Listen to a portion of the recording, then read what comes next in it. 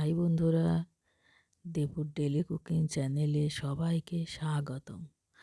আজও চলে এসেছি প্রতিদিনের মতো নতুন একটা ভিডিও নিয়ে, অর্থাৎ নতুন একটা রেসিপি নিয়ে।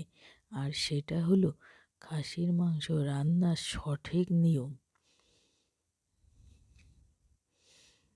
রেসিপিটা ভালো লাগলে লাইক, শেয়ার ও সাবস্ক্রাইব করে আমার পাশে থাকবেন। চলুন শুরু করি। এখানে মশলা নিয়েছি সামান্য পেঁয়াজ, কাঁচা লঙ্কা, শুকনো লঙ্কা, আদা, রসুন, এগুলো মিক্সারে পিষে নেব। আর এই হলো খাসির মাংস। এগুলো মাংসটা প্রথমে প্রেশার কুকারে সামান্য লবণ দিয়ে সিটি লাগিয়ে নিয়েছি, 3টে সিটি লাগিয়েছি। এবার এর মধ্যে 1 চামচ মতো দই আর একটু বাটা মশলা, মানে যে মশলাটা মিক্সচার করলাম ওই মশলায় 1 চামচ মতো দিয়ে নেব, আর একটু সরষের তেল দিয়ে এবার মাখিয়ে কিছুক্ষণের জন্য রেখে দেব। ভালো করে মাখাতে হবে।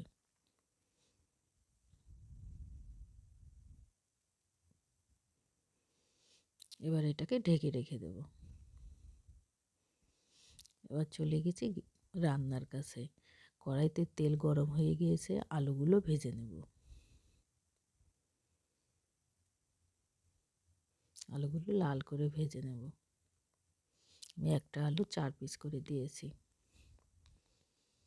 এবার ভাজা হয়ে গেছে, আলু তুলে নেব।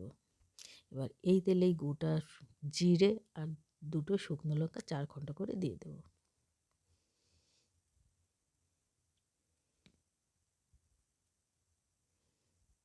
এবার কটা গোটা রসুনের কোয়া দিয়ে দিলাম তেলের উপরে। এগুলো ভাজা হয়ে গেছে, এবার কুচনো পেঁয়াজ দিয়ে দেব।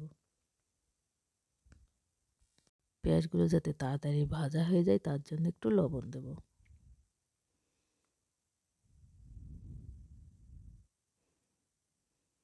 পেঁয়াজগুলোকে নেড়ে চেড়ে ভালো করে ভেজে নেব। আর এই গোটা মশলাগুলোর মধ্যে আছে এলাইচি, লবঙ্গ, দারচিনি আর গোলমরিচ। এগুলো শিলপাটাই বেটে নেব। এবার পেঁয়াজ ভাজা হয়ে গিয়েছে, বাটা মশলাটা দিয়ে দিলাম। এবার বাটা মশলাটাকে ভালো করে ভেজে নেব।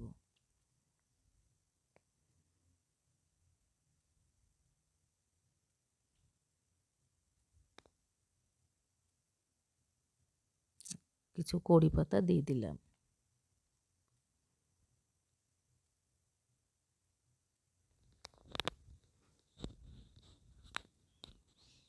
এবার মশলা ভাজা হয়ে গিয়েছে, মাংস ঢেলে দেব।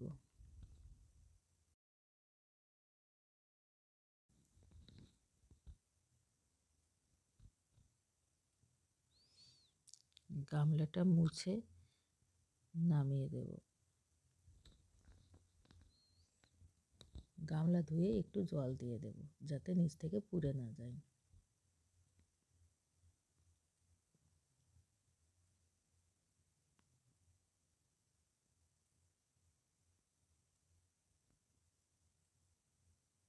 এবার হলুদ দিয়ে দিলাম কালারের জন্য।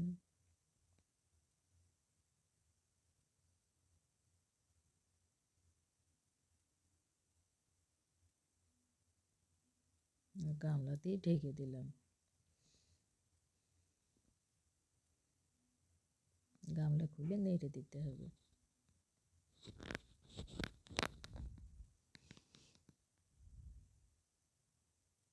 মাংস কষানো হয়ে গিয়েছে, জল ঢেলে দিলাম। আমি মাংস যে সিটি লাগিয়ে রেখেছিলাম সেই জলটাই ঢেলে দেব।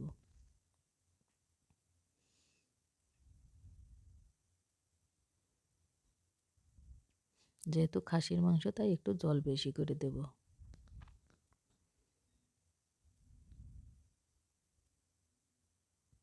এবার গামলা দিয়ে ঢেকে দেব। টমেটোটা মিক্সারে পিষে নেব।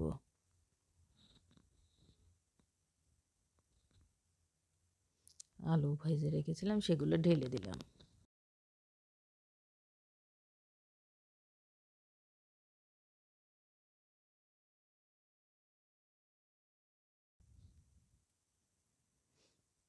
ভিডিওটা ভালো লাগলে লাইক, শেয়ার ও সাবস্ক্রাইব করে পাশে থাকবেন। এবার টমেটো পিষে রেখেছিলাম, সেই টমেটোটা ঢেলে দিলাম।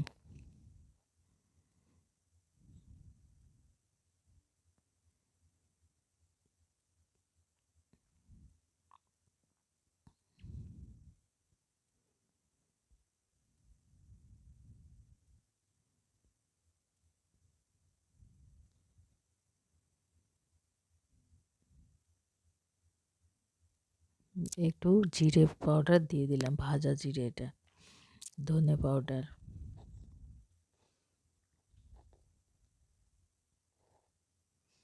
এটা হচ্ছে মিট মশলা, একটু পরে দেব। এবারে ধনে পাতা দিয়ে দিলাম।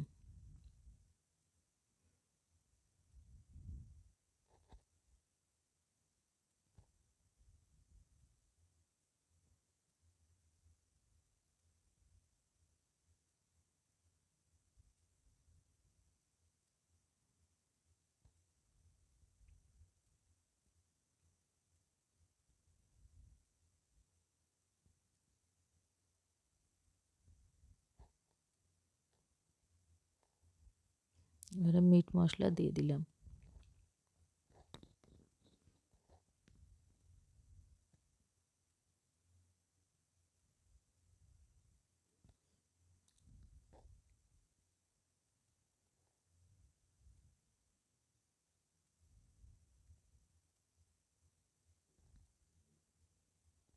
গরম মশলা আর গোলমরিচ যেটা বেটে রেখেছিলাম সেটা দিয়ে দেব। এটা গলিয়ে দেব, তা নাহলে গলবে না চলে গিয়ে। রেসিপি রেডি, এবারে নামিয়ে নিলাম পরিবেশনের জন্য। দেখো কত সুন্দর কালার হয়েছে, আর খেতেও খুব টেস্টি হয়েছে। ভিডিওটা শেষ পর্যন্ত দেখার জন্য অসংখ্য ধন্যবাদ। আবার দেখা হবে পরের ভিডিওতে। Tata, by.